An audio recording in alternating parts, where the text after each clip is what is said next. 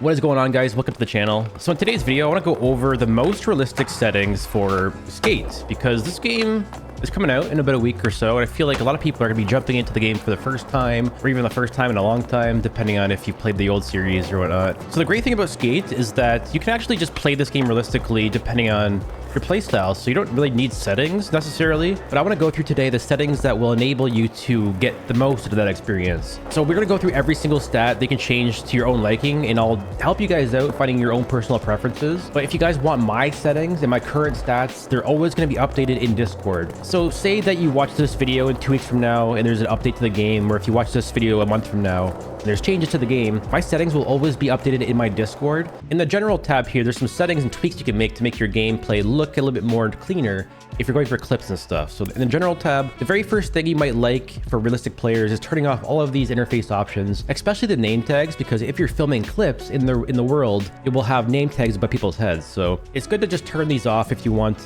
a clean interface and you want nobody's names above their heads when you're filming clips. And this will make it more immersive if you're a realistic player. So name tags off, scoring ticker, turn it off, D-pad hidden, flick it visualizer off. So pretty much everything here turned off, and pretty much other than that, everything else is default for the most part. You could turn off pedestrians and traffic if you like. Now, a few things that I can't turn off in this build currently is the compass in the middle of the screen, right above my character's head. That can't go away for some reason. Hopefully they get rid of that soon. And you can't get rid of the party thing on the right side of the screen either, so those will be there, unfortunately. People that skate realistically, they don't want to see any clutter at all. So definitely EA, please get rid of all of the UI elements if you can. And the next thing we should talk about, guys, is my camera, because this is something that I did highly customize. The gameplay that you're looking at right now looks quite a bit different than default gameplay. Again, guys, if there's any changes in the future, I will keep them all updated in my Discord with all of my current stats, but these are the current settings I'm using in this video right here. The first thing I did was I changed the follow strength from 5 to 2. So by default, it'll be at 5. But I went to 2 on these, and it's pretty self-explanatory, but what this does at a low value is it makes the camera follow the skater very, very slowly. So you notice when you have like a low follow sensitivity, the camera kind of lags behind your character. It makes the gameplay look really, really, really smooth, and it kind of simulates as if there's a person with a camera behind you. Pretend like you're behind the skater holding a VX camera near the ground. That's kind of what I'm trying to go for with this camera here. Now, that being said, some people might prefer to have a higher follow strength, and that actually doesn't go against any of the realistic skating at all. So it's just personal preference, but this will show you how the gameplay looks with the opposite kind of settings. So whenever I turn my stick, the camera will follow exactly where my guy is pointing. And you might prefer that because it's definitely more accurate. If you're doing challenges, this will definitely help you line yourself up. But my personal point of view, I think a skateboarding game should feel like there's a skater behind you with a camera, and it should feel a little bit smooth when you're turning. If you guys prefer to play like this, it's all up to you, personal preference. I personally like to have a smooth camera though. So very, very low follow strength, but also 80 field of view. The default field of view is 65. So this is what the game looks like by default with the field of view, 65 FOV. And if you just go to the settings, change it to 80. Again, another personal preference thing. I found 80 was a really, really good balance between, you know, a higher field of view. So I can see more of the screen, I can see more of the skater, but it's not distorting my character too much to the point where he looks kind of weird or it's hard to look at. I like 80 because my Skater Excel settings and session settings used 80 field of view. So this is the same field of view and the same follow strength that I used on my previous skateboarding games that I played on this channel. So same follow strength, same field of view. And the last few settings to kind of wrap it all up is the onboard camera offset. So you can see when I change this, it offsets the character from the middle of the screen. So I found like 4 is pretty good, 3 is decent. I've been using 3. It is pretty centered though. You guys might prefer 4 or 5. Again, all personal preference. I like using 3. So I personally like to use maintain camera distance to maintain my camera. And camera framing is low. So there's 2 different kinds of camera positions in this game. High camera, which you're kind of above a little bit your character, and low camera, which is kind of at the skateboard. Most people that play realistically, they usually use low camera. But again, guys, it's all personal preference. The offboard stuff, I kept similar to my onboard stuff. So it's just 2 and 2 follow strength, 80 field of view. I left everything else default pretty much, I'm pretty sure. And after all of that, there's some advanced camera controls that will make the game feel a little bit more realistic. So switch side controls. This button lets you control the side of the skater that you're on. So again, a lot of these are personal preference, but I like to have switch side controls on enable so I can control it myself manually. I turn off dynamic switching sides, and I disable camera height control because I like always low camera. I turned off camera shake, so my camera is smooth as possible. I turned off camera shake intensity, so it's just always smooth. And pretty much everything else is default. But again, everything is in my Discord if you want the very nitty gritty stuff, but everything else is just default. I didn't change anything else. So that's pretty much it. That's pretty much all the camera settings. And that allows me to have a low camera that's focused on the skateboard, never changes its position.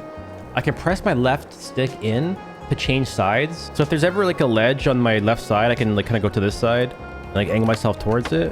Or if I want to do something on this side over here, I can press my stick in and change sides. So you could set it up to dynamically switch automatically, but I personally like to do it all manually. So this is like the most realistic way to play the game in my opinion. Like it matches Skater XL in session where you would just, you know, if you do 180s, the camera position will not change until you manually change it from left and right using your sticks. I don't know. So this option gives you the most control out of all the options in my opinion. So that's the reason why I chose it.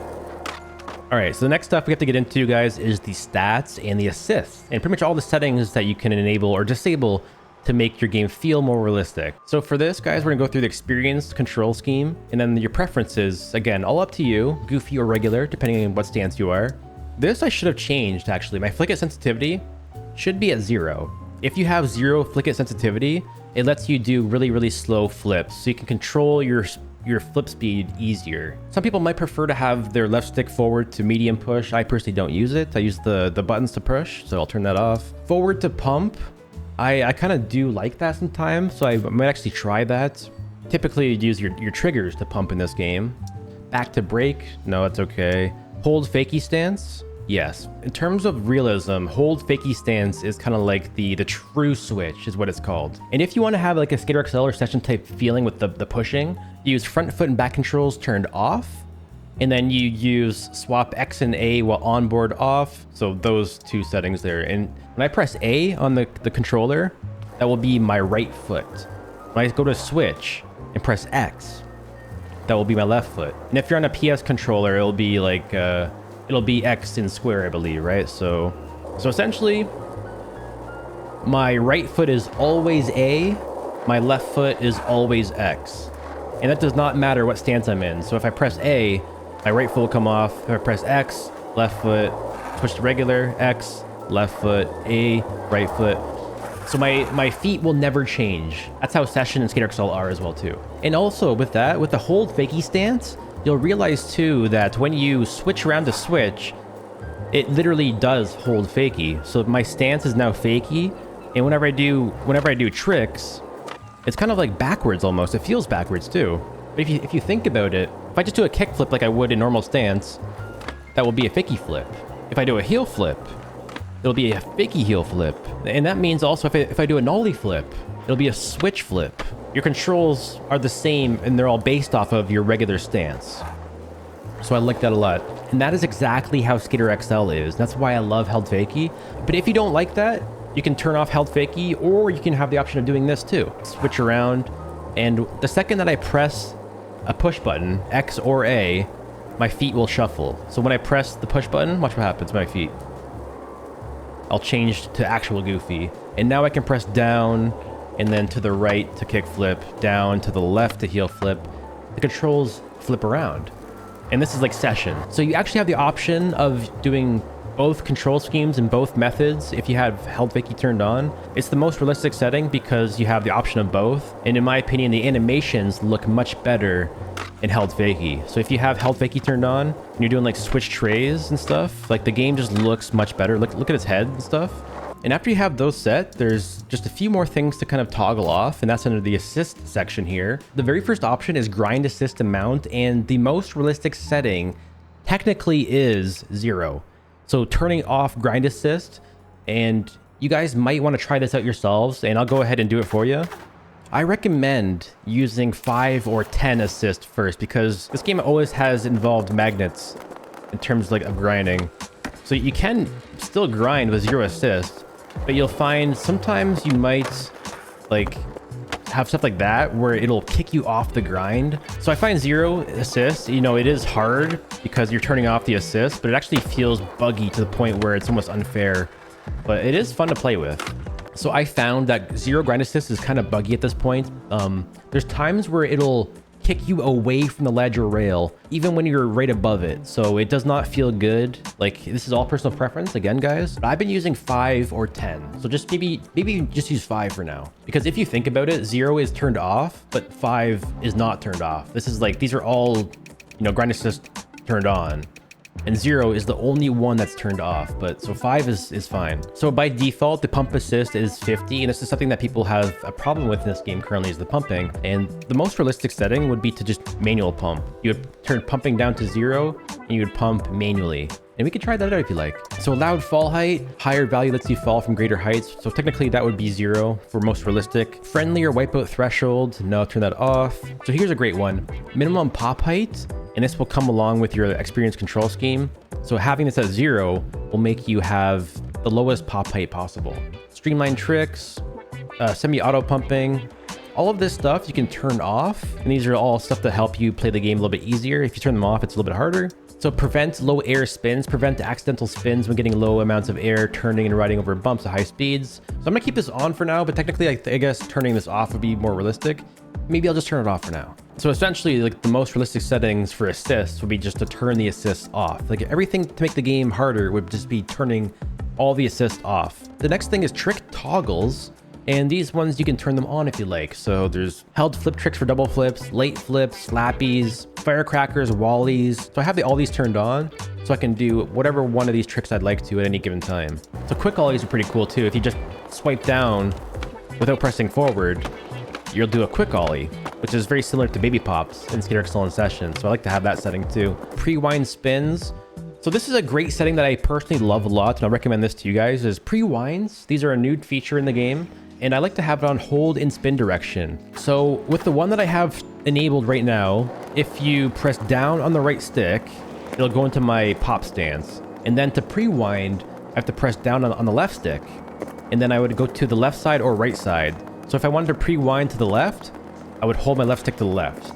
You'll see the guy's arms winding up as if he's going to turn that direction. So if I want to turn towards the left for a 360, down on both sticks, hold to the left on the left stick, and then just ollie, and I would hold left with my left stick. So down both sticks, hold to the left on my left stick, and just keep it there. Same thing for the right way. I found this setting to be the best option of the two because there's no input lag, which is kind of funny because I like the feeling of flick and spin direction. I kind of like the feeling of this one. So this is where it's the opposite of the way I just shown you guys. So you press down on both sticks, you pre-wind to the left, but in order to see how the way that he's winding up, it's the opposite direction. So the game expects me to throw my stick to the left as well. So you can go down on both sticks, left to the left on the left stick, and then when I pop, I'll have to go to the right on the left stick. So I pre-wind to the left, and then I spin to the right. So it's basically like, either do you want to keep holding your stick in the spin direction, or do you want to flick it in the direction that you want to spin? If that makes sense.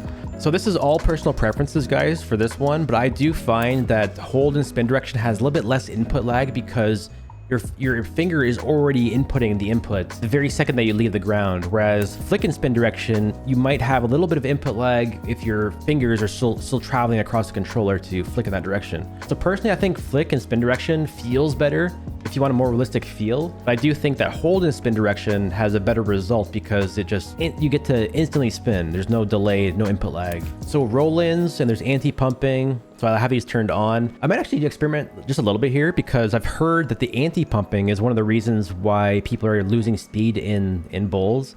So whenever you go over a hump, this will keep you grounded and not get height like you're going off a ramp. So I'll turn this off. And now when you're pumping in this game, like since I have all my assists turned off, I'll have to manually do it. And typically you would either press your left trigger, I guess. You would like press your triggers and that will bend you down. And you do that right at the bottom of the ramp, so right here. And that can let me, auto pump manually.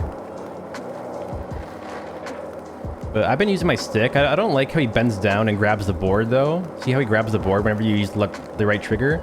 So I've been using the left stick because I can press it all the way and he doesn't grab the board. But I guess all you would do with the triggers is not press it all the way down. You can see that my character is getting quite a bit of speed here.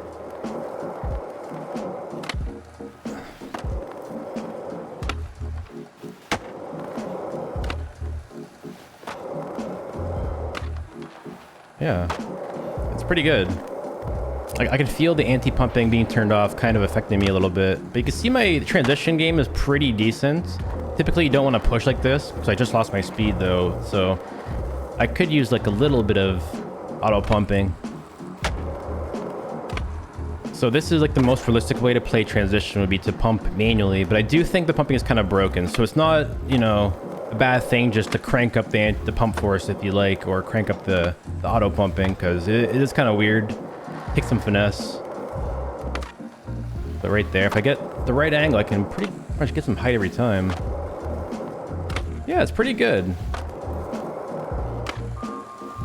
So you can use all of these settings, guys, but you can still do Christ stairs through like the sky. So it's just all about your play style. So other than that, I will show you guys a little tip that I have to make your gameplay even more realistic. And this is not really a setting. It's a way to play the game, or a little glitch that you can do to make your flip tricks lower. It's called popless grinds. Oh, that was nice. Maybe just do like a front blunt and like pop it out on the ledge there. Oh. So like I said, guys, it really comes down to your play style in terms of realism and how you play the game, because the game, you know, it plays a certain way by default, and there's certain assists that you can turn off. You can turn your pop height down. You can turn the grind assist off. You can just, you know, make the game harder to play in a way. So let me show you guys a trick that you can do in this game to make this game more realistic in terms of playstyle. You will not see popless grind anywhere in Skatepedia. Like, they'll teach you how to do grinds, but they won't teach you how to do this.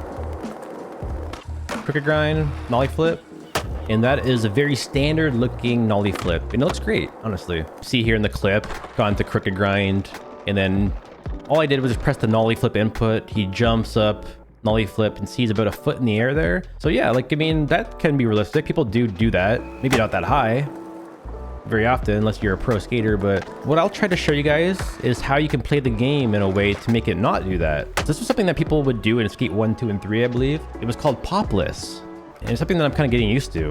But what you would do is the same thing as I just did there, but when you're about to exit the grind, you press B. And the second that you press B, your grind will cancel, and then you do an input to do your trick. So here's how that would look. If I press B to cancel, then do the flip. And see, that was much different than the first one. Let me take a look at that. All right, so same grind, did a crook, but then right here I pressed B, it canceled the grind, and then what happened? I flicked the board, and I got a flip out of it, and I saved myself about a foot of air time there, didn't I? So it comes down to, you know, your settings, obviously, but there's nothing really here in my settings that made me do that. It's just the way that you play the game. So the first thing I did was I baby popped. So right here I did a quick pop.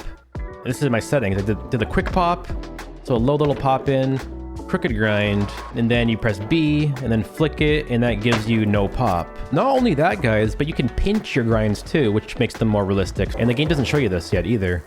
But when you're in a grind, any grind you can think of, like a back crook, you can use your left stick. So left stick 7 o'clock, so you have pinches. Left stick 8 or 5 o'clock, 7 o'clock, 5 o'clock, and you can adjust your pinches depending on what grind you're in. So I can land in that pinch, press B, and do a popless grind. So you can adjust your style in this game the same way you could do in Skater X on Session. There's a lot of can animations in this game where you can't adjust like the animation of the flips. But for example, what I can do for this grind right here is I can do a baby pop in, so like a low pop in, a pinched crook, press B, and then pop this grind out of it. So the whole entire trick is customized to be more realistic than like a default person's settings. So I hope this kind of gets the point across. You can adjust your settings to make the game feel more realistic, but you can also just play the game more realistically by changing different ways of doing tricks. So I'm going to try to land in this pinched crook. Like that. Oh, then I bumped it up by accident. So baby pop, pinch, press B, then flip. Oh my god, and I just did it. Well, that's pretty much it for today's tutorial, guys. I hope you enjoyed this. Grab a controller with back paddles that you can map to the controls in the front, because I have these buttons back here mapped to B. So whenever I'm doing a grind, I can press the back paddle and bump out of the grind. Anyways, guys, big shout out to you guys for following me along with this tutorial. I hope you guys enjoyed it. Hope it helped you out. Thank you all for watching, guys. Make sure to leave a subscription and follow down below for more stuff like this. And other than that, I will see you all in the next video. Peace out.